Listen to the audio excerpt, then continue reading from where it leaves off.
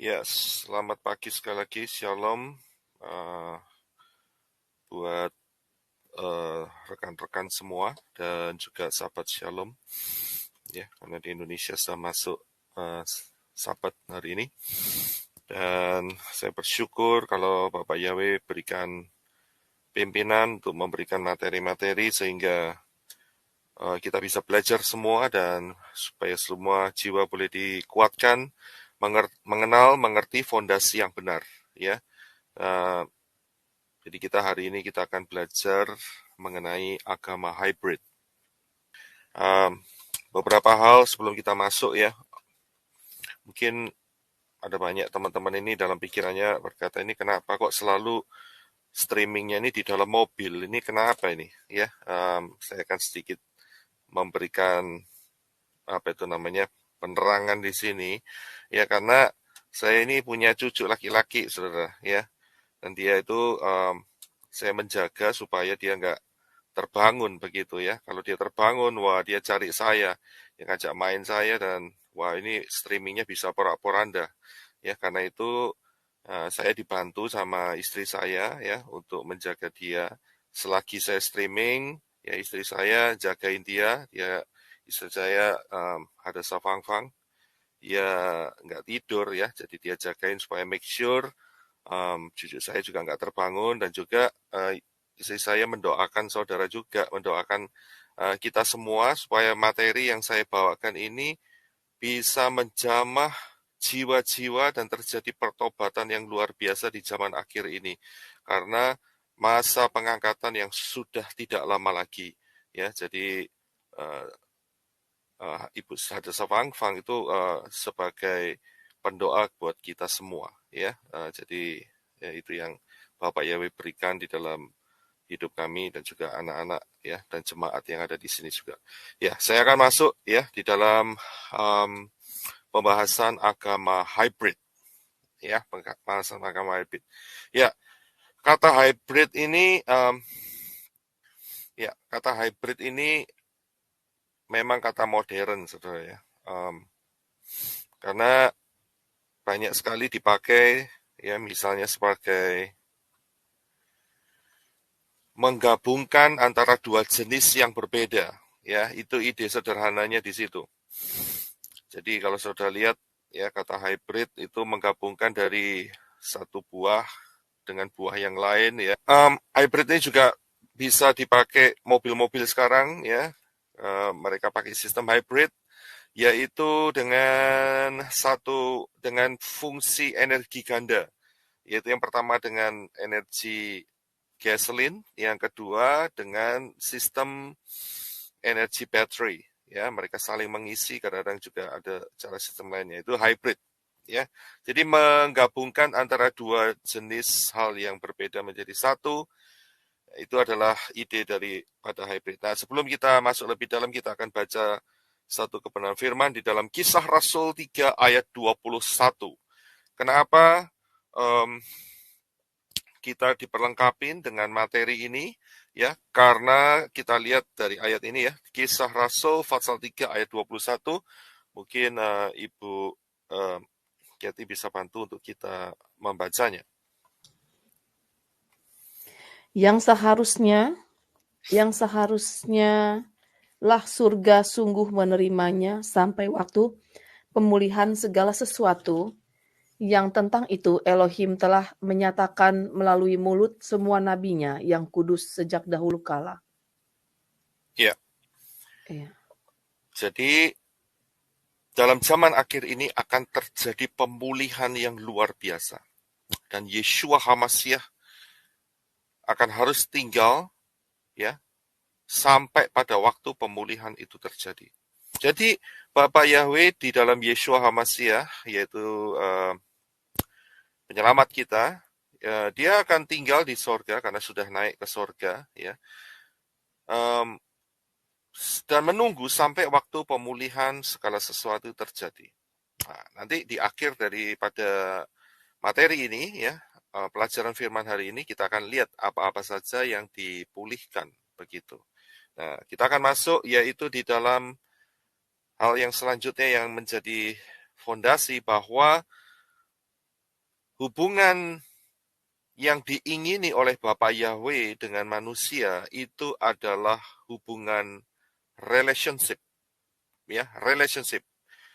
Jadi hubungannya adalah relationship dan ini diawali sudah dinyatakan di dalam Kejadian pasal yang kedua ayat yang ke-19 dan Kejadian 3 ayat yang ke-8. Minta tolong lagi untuk Ibu Kathy bisa tolong bantu kita semua.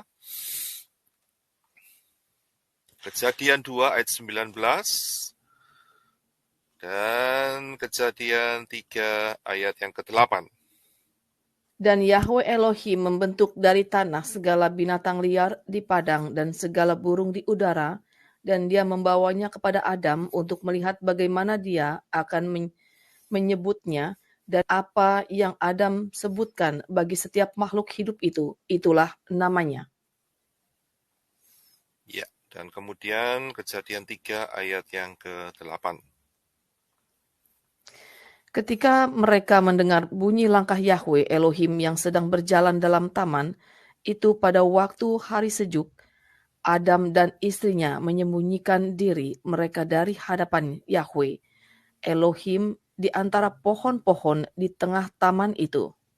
Ya, kalau saudara perhatikan ayat-ayat ini, ya dua ayat ini, itu berarti Bapak Yahweh mengawali dengan relationship, ya, dengan hubungan, ya, uh, apa itu ya, ya hubungan ya, relationship ya, dengan manusia.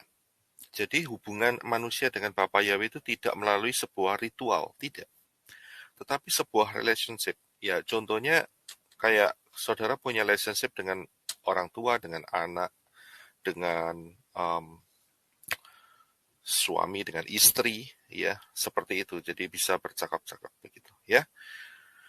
Nah, itulah yang dibangun oleh Bapak Yahweh pertama kali, tetapi hal ini rusak nantinya, ya. Saudara sudah tahu ceritanya di dalam kitab Kejadian pasal yang ketiga, akhirnya rusak, tapi sebelum masuk di sana, saya akan bawakan hal ini terlebih dahulu. Nah, kita sering ya tahu yang namanya doa yang diajarkan oleh Yeshua HaMashiach, yaitu doa Bapa kami.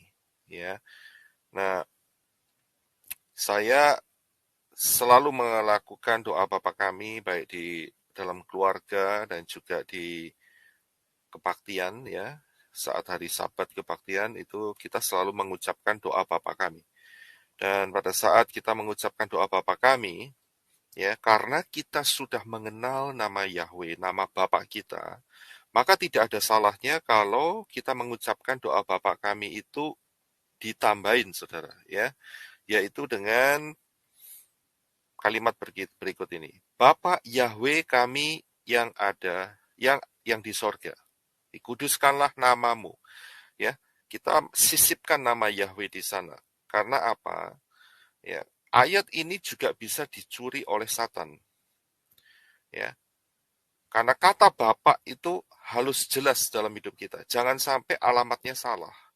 Jadi pergunakan kalimat kata Yahweh ini, ya, masukkan di dalam doa yang diajarkan oleh Yeshua HaMashiach. Karena kita sudah punya pengenalan, ya. Jadi kita nggak motong ayat, ya. Kita tidak mengurangi atau menambahin ayat, tidak. Tapi kita memperjelas.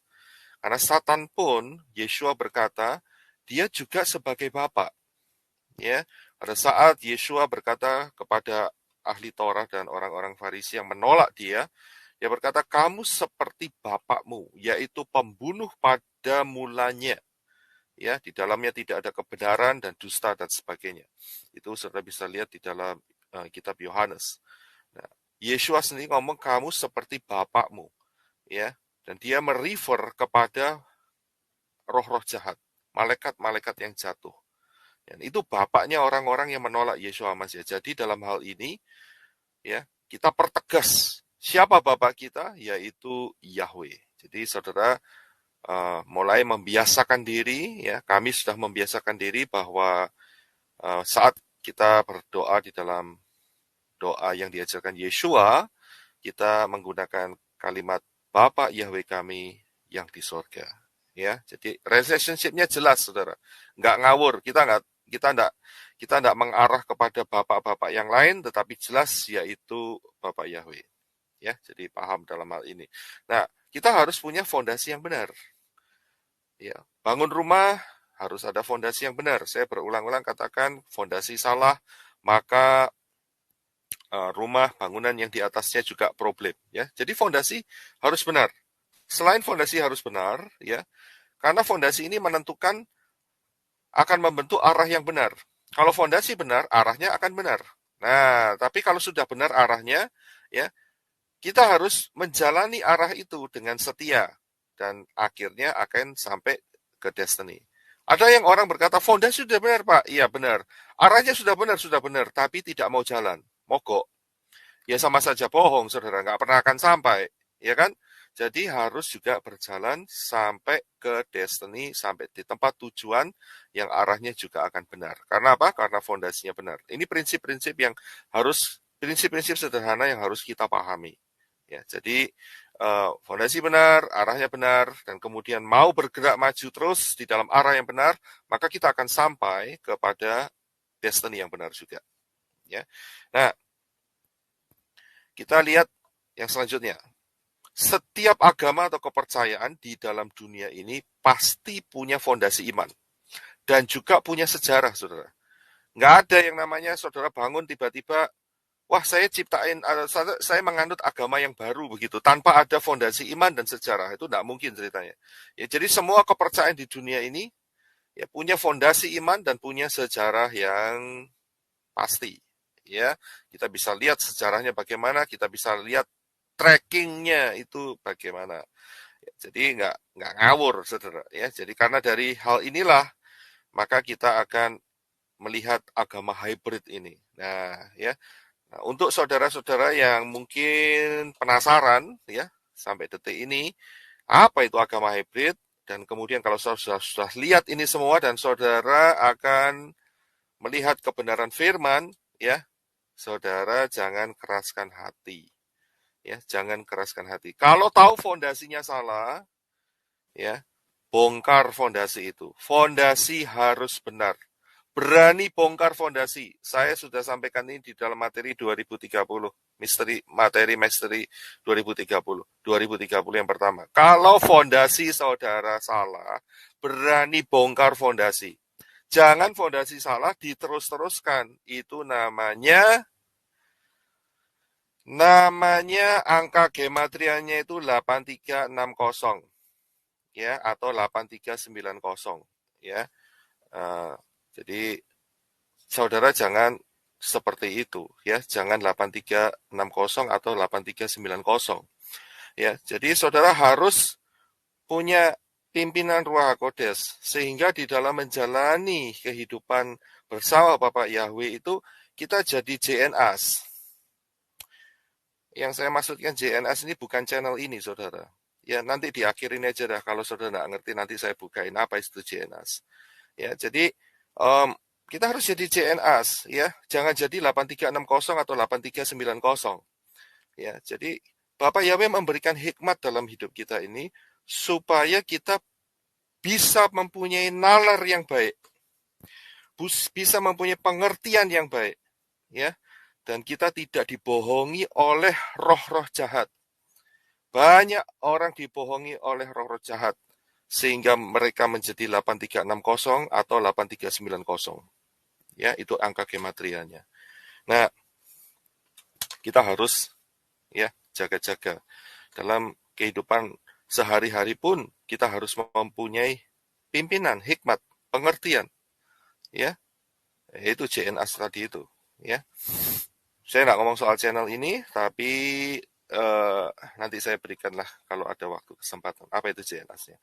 Ya, saya nggak promosi dan juga tidak apa itu namanya mengkultuskan JNAS. Tidak ada satu kalimat rahasia JNAS yang saya temukan di sini. Ya, nah kita lanjutkan saja. Ya, tapi akan saya sering pakai ini supaya saudara juga bisa betul-betul paham. Ya, nah. Kita akan belajar mengenai agama hybrid. dan yang saya bawakan di sini adalah fakta sejarah. Kalau namanya fakta sejarah, kalau ada orang nggak percaya fakta, wah itu sudah keterlaluan, saudara. Sangat-sangat keterlaluan. Faktanya begini, saudara tidak percaya. Wah, repot itu, saudara. Ya. Kalau saudara berkata, Pak, Pulau Bali itu ada loh, Pak. Itu terpisah dengan Pulau Jawa, ya kan? Saya yang di Amerika ini saya berkata tidak percaya. Kemudian saudara katakan, ini loh Pak buktinya Pak, gitu. Ya, ini mapnya, ya. Saya bilang tidak percaya, ya kan? Terus kemudian, loh, kalau tidak percaya ada Pak Aditya di sana. Saya bilang, saya juga tidak percaya. Mungkin saudara bakal istilahnya berpikir, ini orang dikasih tahu fakta nggak percaya. Ini buta kali, ya. Nah, jadi kata fakta sejarah ini mengandung sebuah unsur kekuatan, saudara. Ya, ini sudah sejarah, ini sudah terjadi. Ya, jadi kita bisa melihat apakah fondasi kita ini benar atau tidak, kita bisa cek dari sini. Ya, nah, kita akan masuk lebih dalam lagi. Firman, kitab suci kita sudah menjelaskan bahwa manusia putus hubungan dengan Yahweh. Ya, putus hubungan dengan Yahweh. Karena manusia berdosa. Dan saat hari itu, ya, putus hubungan dengan Bapak Yahweh. Bapak Yahweh yang memberikan konsep keselamatan, yaitu dengan cara pengorbanan domba. Ya, sedangkan manusia konsepnya menutupi ketelanjangan dengan daun ara. Mau berapa lama? Ya, daun ara satu hari sudah layu, telanjang lagi. Bapak Yahweh tidak bisa menerima hal itu dan Bapak Yahweh memberikan satu konsep kepada Adam dan Hawa, yaitu konsep pengorbanan anak domba. Domba disembelih, ya, masih berdarah-darah dan kemudian dipakaikan di tubuhnya Adam dan Hawa. Jadi tubuhnya Adam dan Hawa itu berlumuran darah, begitu. Itu konsepnya. Dan itu kita sudah tahu penggenapannya ada di dalam Yeshua HaMashiach. 4.000 tahun kemudian. Pada saat kejatuhan Adam dan Hawa, yaitu tahun 3970 sebelum Masehi, kalau saudara kepengen tahu, saudara lihat semua materi 2030, dan 4.000 tahun kemudian, ya, yaitu tahun 30 Masehi, Yeshua HaMashiach mati di atas kayu salib sebagai penggenapannya. Ya, karena itu kita dengan anugerah Bapa Yahweh kita bisa terima darah Yeshua HaMashiach. Saudara ucapkan begitu dengan percaya, dengan iman, darah Yeshua HaMashiach menutup roh, jiwa, tubuh, hati, pikiranku, dan itu di dalam alam roh terjadi dengan luar biasa. Hari ini kita diberi kesempatan yang sangat luar biasa. Nah, konsep ini itu Bapak Yahweh ajarkan untuk turun-temurun. Ya, turun-temurun. Konsep ini turun-temurun. Diajarkan kepada Kain dan Habel, anak-anaknya yang disebutkan di dalam kejadian Fatsal yang keempat.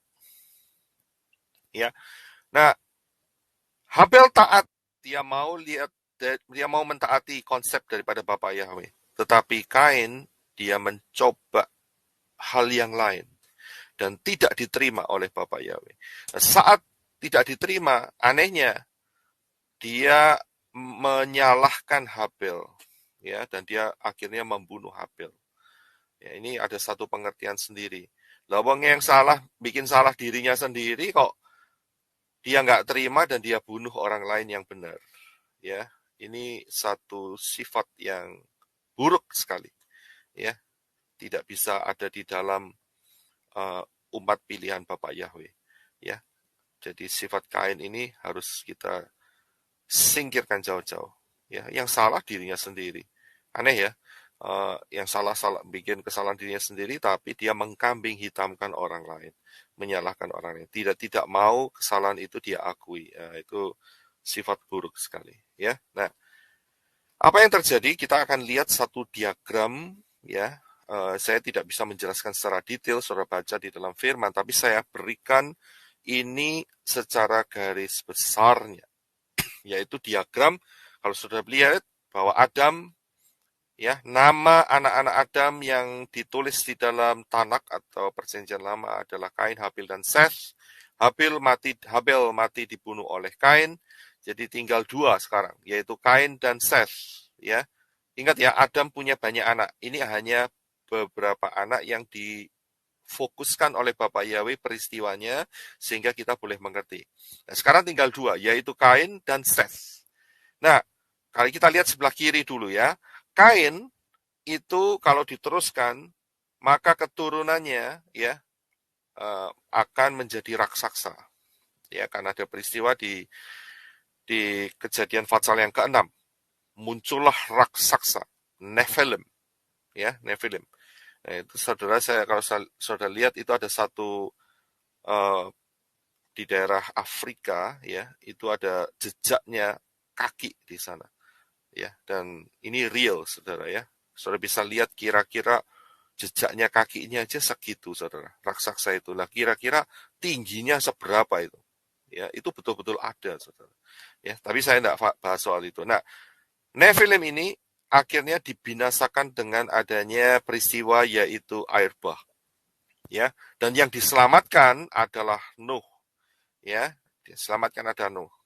Ya, dan diselamatkan hanya 8 orang. Nah, kalau saudara lihat sebelah kanan, maka dari Seth keturunannya mengeluarkan Nuh. Dan Nuh pada saat keluar dari bahtera, dia membangun mezbah yang sama yang dibangun oleh Habel.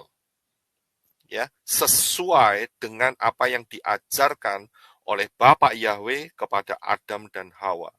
Ya, dia membangun mezbah itu dan ingat ya, konsep mezbah itu diteruskan. Ya, konsep penyembahan doa bukan penyembahan persembahan atau sacrificial domba itu dilanjutkan oleh keturunan daripada Nuh. Ya, nah keturunan Nuh ini ternyata Nuh punya 3 anak, yaitu Sem, Ham, dan Yafet. Ya, Sem, Ham, dan Yafet. Nah, Ham itu punya satu keturunan kalau sudah lihat nantinya, yaitu di dalam Kejadian Fatsal 10 ayat 8, 9, dan 10 itu ada seorang yang bernama Nimrod. Ya, ya kita akan baca ya ayatnya ya. Mungkin Ibu Kathy bisa bantu kita. Kejadian 10 ayat 8, 9, dan 10. Kus memperanakan Nimrod, ia mulai menjadi perkasa di bumi. Ia seorang pemburu yang perkasa di hadapan Yahweh. Sebab itu dikatakan, seperti Nimrod, seorang pemburu yang perkasa di hadapan Yahweh. Ya, dan mula-mula kerajaannya terdiri atas Babel dan Iya, Erech. sampai di situ saja. Terima kasih. Oke. Jadi saudara bisa melihat di sini bahwa Kus itu adalah keturunan daripada Ham, ya, dan Ham adalah anak daripada Noah. Dan Kus ini memperanakan Nimrod, ya, dan dikatakan di sini dialah yang mula-mula sekali orang yang berkuasa di bumi. Jadi ini adalah orang yang pertama kali yang berkuasa di bumi. Dan kalau saudara melihat kerajaan-kerajaan yang didirikan, salah satunya adalah Babel. Nah, dari sini kita bisa tahu bahwa Nimrod ini mendirikan Menara Babel.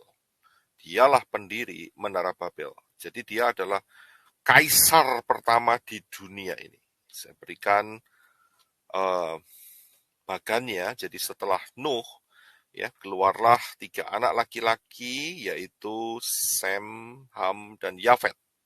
Dari Ham menurunkan Nimrod, dan dari Sem akan keluar Abraham. Ya, jadi disitulah kita bisa melihat bagannya. Nah, kita akan lanjutkan ke slide yang berikutnya. Ini slide-nya harus saya potong-potong, saudara ya, karena filenya besar. Kita ke file yang berikutnya ya. Jadi kita lihat Nimrod adalah penguasa pertama di bumi. Dia adalah keturunan Ham, dan dia membangun Babel.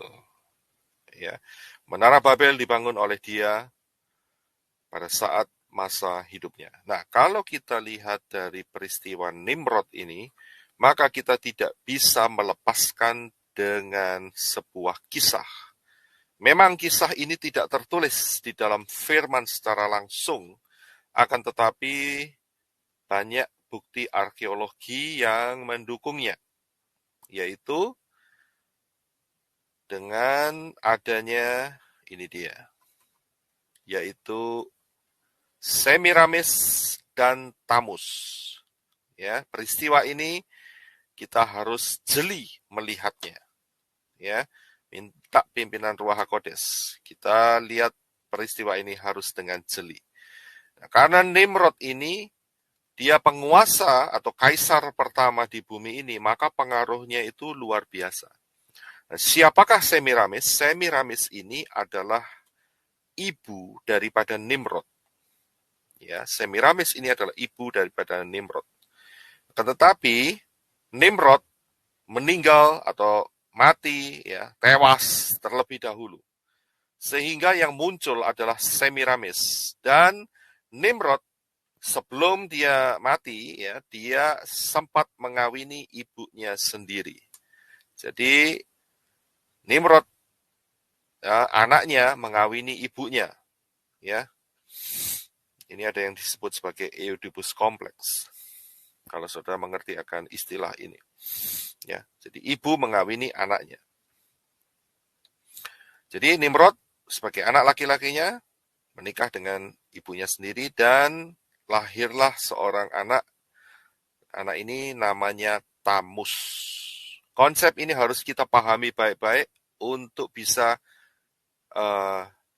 menjadi berkat sampai hari ini. Ya, jadi ini ada, kalau sudah lihat ini ada istilah Trinity itu sudah mulai muncul di sini. Trinitas, 3, ya. Inilah asal muasal dari segala penyembahan di muka bumi. Ya. Nah, Nimrod mati, Semiramis kemudian berkuasa. Ya, mengambil alih kekuasaan daripada Nimrod. Saya harus tambahkan di sini bahwa ada banyak dari bukti-bukti arkeologi sejarah, ya, itu nama yang selalu berulang-ulang kembali, ya.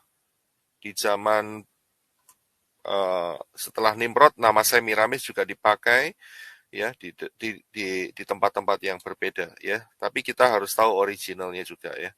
Jadi inilah yang originalnya, yaitu Nimrod, Semiramis, dan Tamus. Nah, sejak saat ini maka konsep dewa-dewa atau dewi-dewi, dewa matahari, dewa bulan, ratu sorga, dewi bulan, titisan dewa matahari, tentara langit itu bermunculan. Ya, bermunculan. Ini adalah titiknya, saatnya. Dunia ini diawali dengan konsep-konsep satanik, itu mulai dari sini. Ya, dan ingat bahwa Menara Babel akhirnya gagal berdiri. Mengapa? Karena Yahweh turun dan memporak-porandakan dengan cara bahasanya dikacaukan. Sehingga tersebar, penduduk dunia tersebar, yang pertamanya ada di tanah Sinear, di daerah Irak sana, ya. Kemudian tersebar ke seluruh dunia. Nah, tapi konsep ini sudah ada sebelum manusia tersebar ke seluruh dunia, ya. Jadi konsep yang ditanam oleh Nimrod ini sudah ada, sehingga di seluruh dunia itu saudara bisa melihat sidik jari daripada konsep daripada Nimrod, Semiramis, dan Tamus di seluruh dunia. Ya, konsepnya sama, saudara, nggak beda. Nanti saya akan lihatkan sama saudara, ya. Dan di situ ada sidik jari, ya, daripada satanik ini, konsep satanik ini, Trinity of Satanik ini, ya, Nimrod, Semiramis, dan Tamus ini, itu ada di mana-mana, saudara. Ya, nah nanti kita lihat, termasuk di Indonesia, ya, di Amerika apalagi, Indonesia aja masuk kok. Ya, nah, oke, kita akan lanjutkan. Ya, jadi dari Nimrod, Semiramis dan Tamus ini, maka bermuncullah konsep-konsep daripada penyembahan kepada dewa-dewa, dewi-dewi, dan seterusnya. Setelah Nimrod, kita akan fokus dari masa Misraim atau Mesir, karena ini uh, lebih mempunyai pembuktian arkeolog yang sangat kuat sekali sampai hari ini. Ya, jadi dari konsep Babel, konsep Nimrod tadi, Nimrod, Semiramis, dan Tamus tadi, maka muncullah yang namanya penyembahan kepada dewa matahari. Karena begini, saudara, saat Nimrod mati, si Semiramis ini mengatakan bahwa Nimrod ini nggak mati. Jadi Nimrod ini terangkat ke Samayim begitu, dan dia menjadi matahari. Ya, dialah dewa matahari, yaitu Nimrod tadi. Nah, ini dengan berkembangnya waktu dan penduduk dunia, ya, penguasa saat itu yang besar adalah Misraim atau Mesir.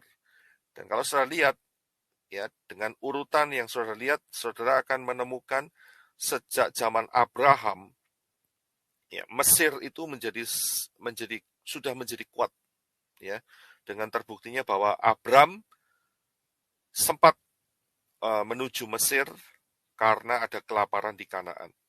Ya, Mesir sudah ada saat itu dan terus berkembang sampai zamannya Yosef. Ya, terus berkembang terus, ya, sampai zamannya Moshe. Itu menjadi satu peradaban yang luar biasa. Nah, kita nggak detail di sana, kita hanya detailnya yang kecil-kecil aja, dewa-dewanya saja. Jadi konsep dewa matahari ini adalah meniru dari apa yang diajarkan sebelumnya, yaitu dari konsep um, Babel tadi, yaitu Nimrod, Semiramis, dan Tamus. Ya, ada muncul dewa matahari, yaitu yang sering disebut sebagai Ra. Ya, itu namanya. Nah, kalau kita melihat konsep dewa matahari ini, maka di tangannya itu memegang satu benda. Nah, bendanya modelnya kayak gini, saudara. Lihat aja itu gambarnya sebelah kanan, dewa matahari selalu pegang benda. Bendanya ini bentuknya modelnya kayak salib, tapi ada bunderannya di atas. Nah, ini namanya Ankh. Ya, ini namanya Ankh. Ankh ini adalah simbol kehidupan, saudara. Ya, ini merupakan simbol kehidupan. Jadi, dulu itu orang eh, bahasanya itu bukan A, B, C, D, E seperti sekarang ini, saudara. Ya, memang ada, dalam arti cara pengucapannya, tetapi mereka menggunakan simbol-simbol, ya. Mereka menggunakan apa itu namanya? Um, saya sering katakan itu kayak bahasa Ibrani itu dia ada simbolnya, ya, kayak Aleph, Beth, ya, itu ada simbol-simbolnya, ya. Jadi ada gambar-gambarnya, gambar uh, gambar yang huruf yang bergambar begitu, ya. Nah, itu adalah Ankh kalau saudara lihat. Apakah ini satu kebetulan? Kalau di dalam perkembangannya, saudara pasti akan mengenali dengan simbol ini, saudara, yaitu simbol Venus. Ya, saudara bisa lihat, berarti ini adalah simbol perempuan.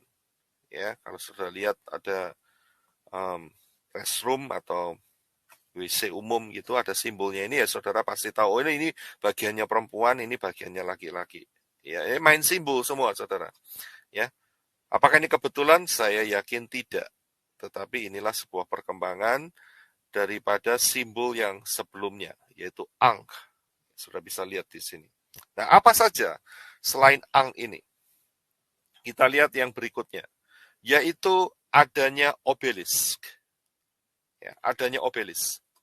Nah, obelisk ini bisa jadi sebagai penggenapan atau penyatuan kalau Ankh itu yang perempuan, obelisk ini yang laki-laki, begitu. Tapi obelisk ini juga bisa dipakai sebagai pengukur matahari, ya, matahari jam. Dulu nggak ada jam, kita hari ini ada jam, saudara. Ada jam digital. Indonesia jam 8.42 PM, sekarang kita di sini ada jam 6.42 AM pagi, ya. Dulu nggak ada jam. Gimana caranya? Mereka dengan menggunakan obelis. Mereka bisa menentukan matahari ini terbenam atau terbit. Jam berapa? Itu mereka menggunakan obelis sebagai patokan matahari. Ya. Nah, obelis ini apakah satu kebetulan kalau bisa menyebar ke seluruh dunia? Ya. Saya tunjukkan gambar berikutnya dari obelis yang asal muasalnya dari Mesir, dari Misraim, dari penyembahan kepada dewa matahari, yang juga asalnya dari Nimrod, itu bisa nyebar ke seluruh dunia, saudara. Nah, ini dia.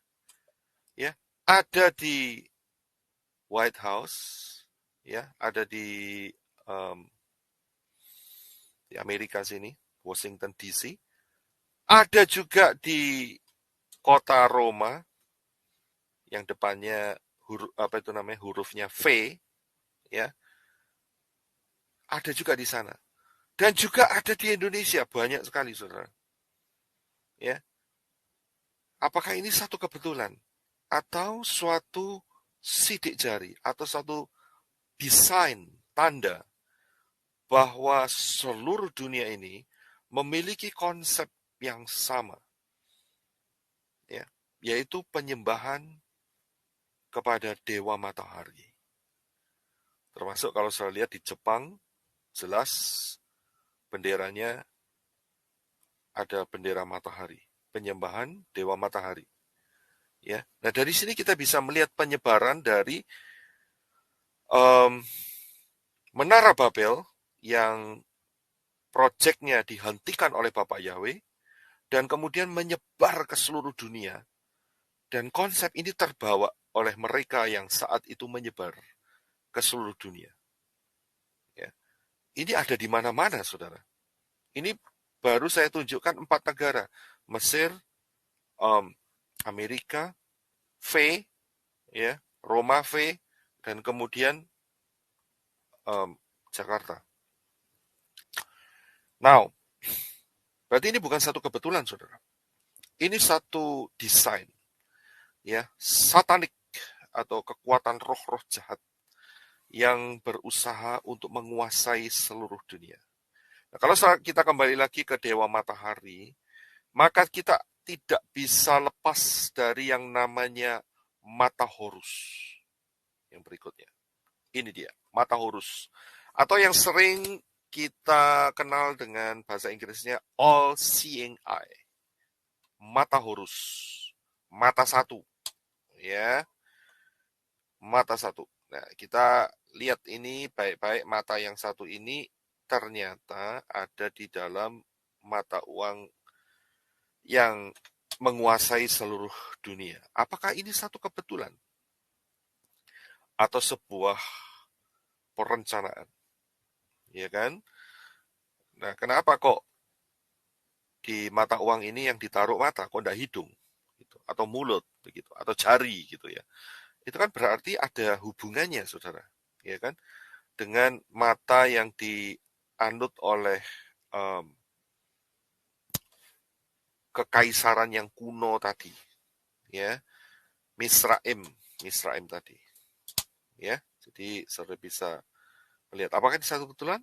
Saya percaya ini sebuah perencanaan, ya, dan di balik ini ada sebuah kekuatan, ya, kekuatan musuh alam roh, yaitu malaikat-malaikat yang jatuh, yang bergerak. Ya, kita ini orang-orang ya kecil lah, kita tidak pengaruh besar, cuman ya kita bisa mendeteksi dengan pergerakan mereka menggunakan simbol-simbol seperti itu. Jadi kita akan lanjutkan. Apakah satu kebetulan dari satu mata ini? Ternyata tidak. Ya, kalau enggak, kalau kalau ini satu kebetulan ya kita bisa lihat mata ini kan bisa diganti macam-macam begitu ya. Bisa diganti rambut, bisa diganti telinga, ya kan? Tapi enggak, ya kan? Ini satu perencanaan. Nah, apakah ini juga slide berikutnya ini apakah satu perencanaan atau sebuah kebetulan juga? Nah, ya, saudara lihat ini ya.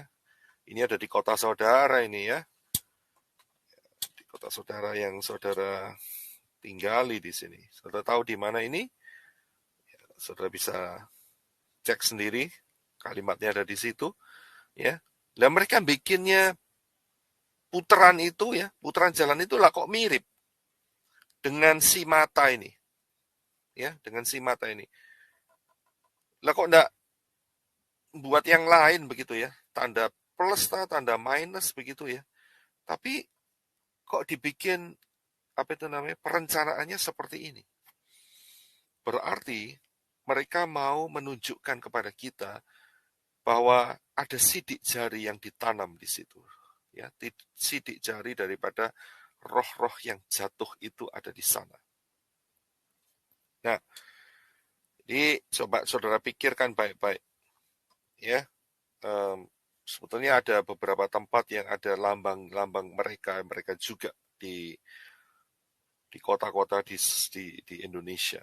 Ya, saya hanya ambil ini aja untuk mewakilin saja salah satunya. Nah, kalau saya lihat ini bukan satu kebetulan, ya. Dan dengan konsep Babel, konsep Nimrod, Semiramis dan Tamus, maka konsep daripada penyembahan terhadap ibu dan anak itu juga muncul.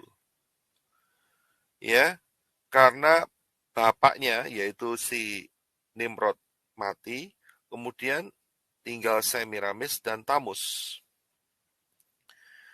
Ya, Semiramis Tamus masih kecil saat itu. Dan Tamus ini Semiramis bilang, inilah penjelmaan daripada Nimrod.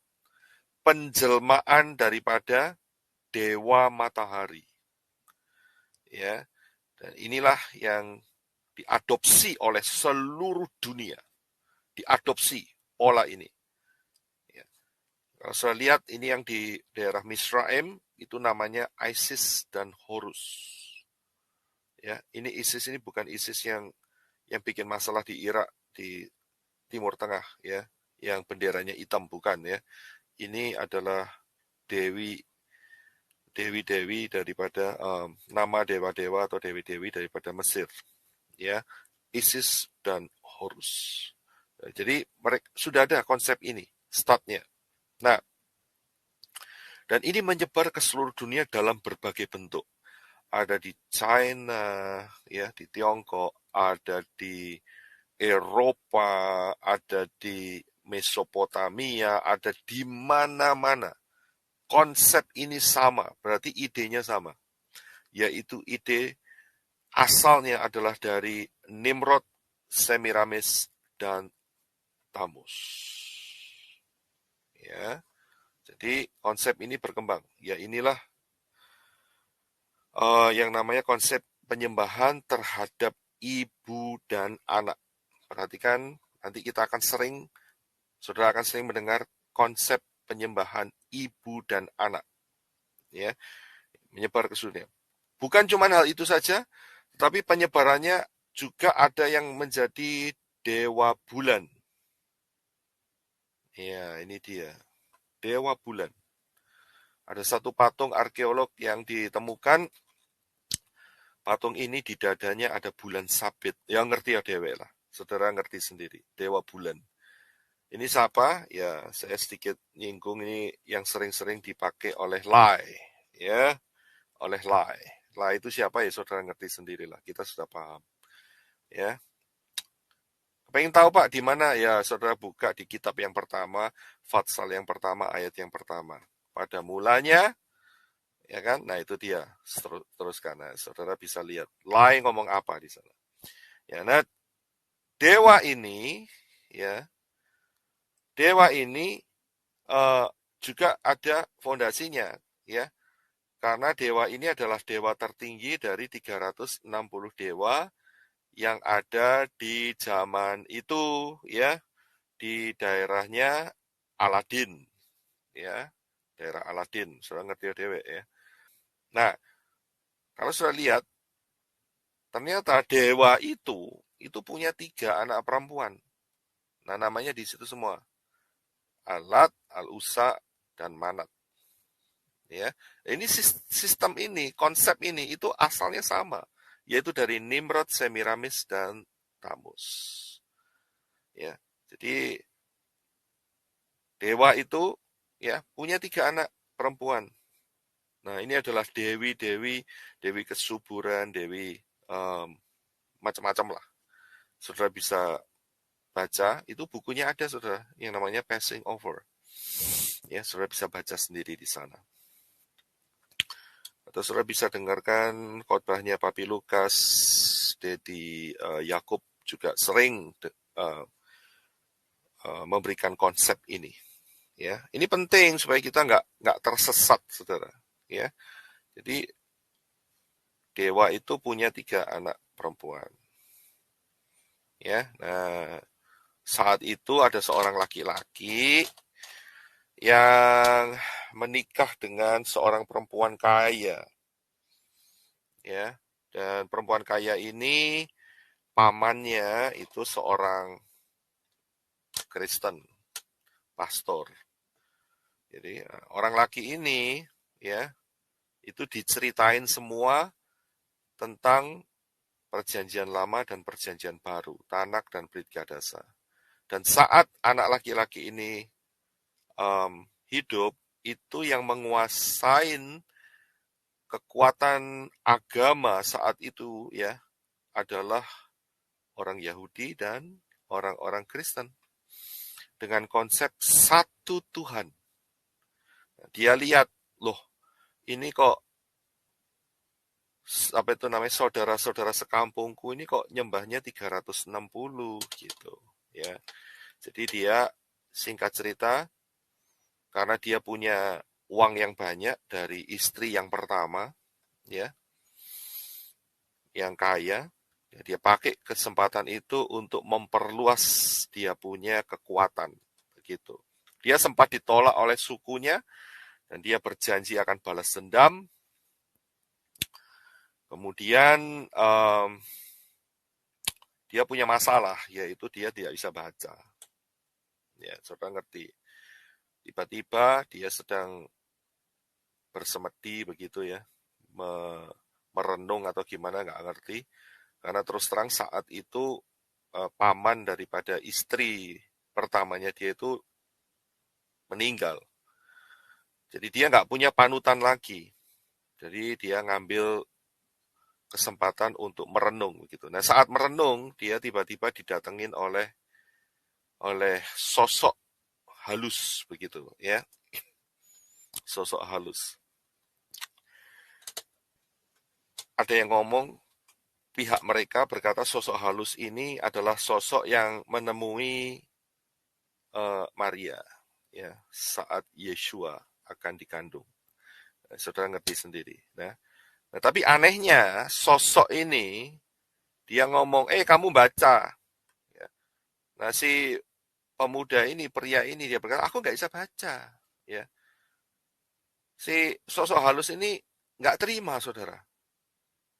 Sudah dikasih tahu dia nggak bisa baca, diulangin lagi, dipaksa suruh baca. Ya, dikasih tahu, oh aku nggak bisa baca. Memang dia nggak bisa baca, ya kan? Nah, terus kemudian yang ketiga kalinya dipaksa lagi oleh sosok ini, ya, dicekik lagi. Baca kamu ini. Ya, dia ngomong aku nggak bisa baca. Nah dari peristiwa ini kita bisa lihat yang mempunyai kriteria 8360 atau 8390 ini siapa? Sosok halus itu atau pemuda ini? Orang laki ini. Ya, siapa yang punya konsep atau yang kita bisa sebut dengan angka gematria 8360 atau 8390? Siapa? Ya, nah, kita harus lihat. Masa sosok ini kalau dari yang kudus, yang ilahi, sudah dikasih tahu gak bisa baca, maksud tambah dicekik. Nah, ya kan? Ya, saudara bisa menilai sendiri. Ini yang 8390 atau 8360 ini siapa gitu, ya. Ya dari situlah kemudian nggak lama setelah itu dia kembali ke sukunya dan dia perangin dan dia ambil yang paling tinggi, yaitu Dewa Bulan tadi, saudara ya. Dan konsep itu dia ambil dan dia implementasikan sampai hari ini. Nah, itulah fondasi mereka, gitu ya. Jadi saudara bisa memahami fondasi mereka dan dipermanis ya dengan istilah-istilah sehingga kelihatannya itu ilahi begitu saudara ya. Nah, manusia kan suka dibodohin gitu ya sama setan ya, dibuat ilahi ya, dipercantik, dipermanis ya. Itu sebetulnya manusia itu 8360 ya, 8390. Jangan seperti itu ya. Jadilah JNAS ya. Jadilah JNAS. Ya, kita akan lanjutkan. Pembahasan kita masih panjang ini. Nah, selain itu apa saja konsep yang keluar daripada Nimrod, Semiramis, dan Tamus, yaitu penyembahan kepada Ratu Sorga. Itu ada ayatnya, saudara, Ratu Sorga ini ya. Bahasa Inggrisnya Queen of Heaven, Ratu Sorga.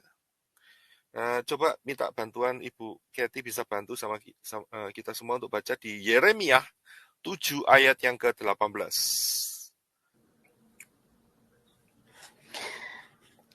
Anak-anak lelaki sedang mengumpulkan kayu, dan bapak-bapak sedang menyalakan api, sementara wanita-wanita sedang mengaduk adonan untuk membuat kue bagi Ya, Ratu Langit, Ratu Langit atau Ratu Sorga.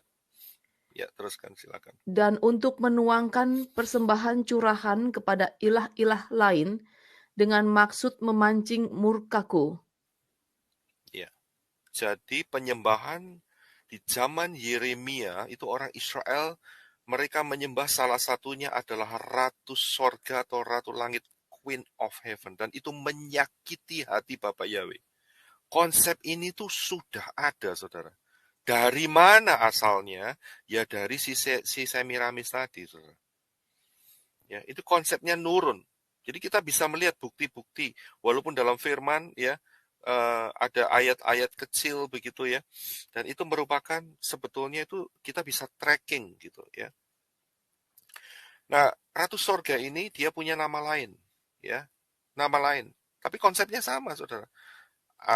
Kalau sudah lihat ada di tanah kita ada kata Asyera, itu ya, itu sama. Kemudian di zamannya Paulus, zaman Yunani, ada Artemis, itu sama. Kemudian ada Istar, ini dari Babylonian, Medo-Persia. Istar, ya, dari Babel. Itu sama konsepnya, Ratu Sorga. Kemudian di Yunani juga ada yang namanya Diana, ya, ya. Jadi namanya Diana. Jadi kalau saudara punya nama Diana, lebih baik anjuran saya baptiso pakai nama yang benar, ya, Bapak Yahweh Bashem Adonai Yesus Amasia, gantian nama saudara yang Diana tadi, ya, dengan nama yang lebih ke arah biblical begitu, ya. Nah, Istar kalau saudara lihat ini sering kita dengar bulan April, ya, Maret akhir atau April awal ada yang namanya perayaan Easter. Ya ini dari sini. Ini Dewi Kesuburan. Ya, Easter. Karena itu saat perayaan Easter selalu ada yang namanya telur. Ya. Nah, repotnya itu jadi namanya telur Paskah. Nah, itu kacau, saudara. Ya nanti saudara lihat. Ya, jadi Easter itu asalnya dari sini Easter. Ya. Kita lanjutkan. Nah, kalau ini nggak terlalu terkenal di Indonesia, tapi yang di Amerika, yang bisa tinggal di Amerika ini terkenal, yaitu ini biasanya ada di tortilla, saudara ya. Saudara tahu tortilla itu makanannya orang Spanish ya. Yaitu Lady of Guadalupe itu namanya. Ya, ini juga konsepnya sama. Ya, Queen of Heaven atau Ratu Sorga. Nah, kalau ini semua diajarkan ke anak-anak, setan tuh mikir, nggak menarik, saudara. Bagaimana supaya bisa menarik, ya, dan konsep ini bisa diterima oleh anak-anak, ya, yang masih kecil dan remaja. Nah, mereka setan ya, setan ndak bodoh ya, dan setan pakai cara harus menyesuaikan diri, mempercantik dirinya sendiri supaya diterima oleh anak-anak sehingga ya banyak manusia menerima roh 8360 atau roh 8390, yaitu ini dia. Nah, saudara bisa lihat ya, kalau dikasih patung-patung gitu nggak menarik, dibuang sama anak-anak ya. Tapi kalau dikasih yang namanya WW atau WW, ya saudara lihat gambarnya ini ya, itu menarik saudara. Wow, superwoman ya. Nah, ini sebetulnya kalau saudara lihat, saudara bisa ketik sendiri, saudara bisa cari sendiri ya. Mereka mengakuin bahwa yang namanya perempuan yang di tengah ini ya, yang auranya biru dan merah ini ya, itu adalah Dewi Diana ya. Dan ujung-ujungnya adalah Ratu Sorga, ujung-ujungnya lagi adalah Semiramis. Balik lagi ke arah yang sama. Ya. Dan terus konsep ini berkembang sehingga kalau saudara suka minum kopi, saudara bisa melihat ya logonya di tengah sana ya. Itu adalah logo daripada Putri Duyung. Dan ini konsepnya sama, yaitu konsep penyembahan dewa-dewa dan dewi-dewi.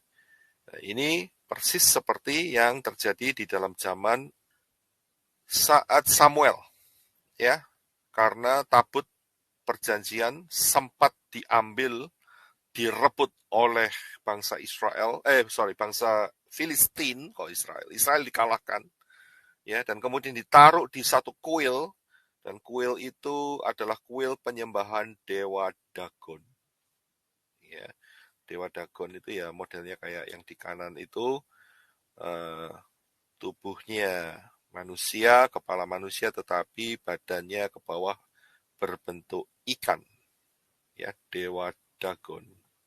Ini ada, saudara, ya, orang Israel juga mengakui dalam hal ini.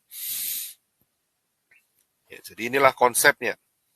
Nah, di Yeremia juga kita baca ya, Yeremia 10 ayat 3 sampai yang keempat. Yeremia 10 ayat 3 dan 4. Tolong bisa dibantu dibaca. Sebab kebiasaan bangsa-bangsa adalah kesia-siaan, karena seseorang telah memotong dengan kapak sebatang pohon dari hutan sebagai karya pahatan tangan. 10 dan 3 3 dan sampai 4 ya. sampai 4 ya. Mereka menghiasi dengan perak dan emas, mereka menguatkannya dengan paku dan palu, sehingga dia tidak goyah. Ya, jadi sejak zaman Yeremia itu mereka juga potong kayu dan kemudian diperindah begitu ya. Ya ini konsep saudara. Ya konsep apa? Ya nanti saudara akan lihat di slide berikutnya. Dan konsep ini sampai hari ini lebih cantik saudara ya. Lebih cantik ya. Mungkin dulu saat itu mereka menggunakan barang-barang yang ada, tetapi hari ini sangat cantik sekali. Nah, saudara sering bisa melihat kapan benda ini muncul. Ya, kapan benda yang digambar ini muncul itu kapan. Itu ada ayatnya ternyata. Ya, jadi bukan hal yang baru yang kita lihat. Yang sekarang kita lihat tahun 2022 ini, itu bukan hal yang baru. Akan tetapi, semua itu mempunyai fondasi hal-hal yang kuno, penyembahan dewa-dewa kuno yang dipercantik begitu saja. Ya, kalau nggak dipercantik nggak laku, saudara. Ya, jualannya setan nggak laku, rugi besar dia, bangkrut, stoknya turun dia. Ya, nggak ada yang mau beli gitu. Ya, karena dipercantik maka saudara lihat dalam bulan Desember ya itu penjualan meningkat saudara ya. Jadi mereka dapat banyak cuan begitu ya, dapat untung, orang belanja ya. Saudara ngerti ya dewe apa sih yang saya katakan, ya kan? Ya, melalui gambar yang di depan ini saudara bisa melihat. apa maknanya. Nah, kita teruskan ya. Ini baru slide kedua ya. Ini dari 4 slide yang saya berikan. Waktunya sudah 1 jam ya. Nah, kita kembali ke um, Bagan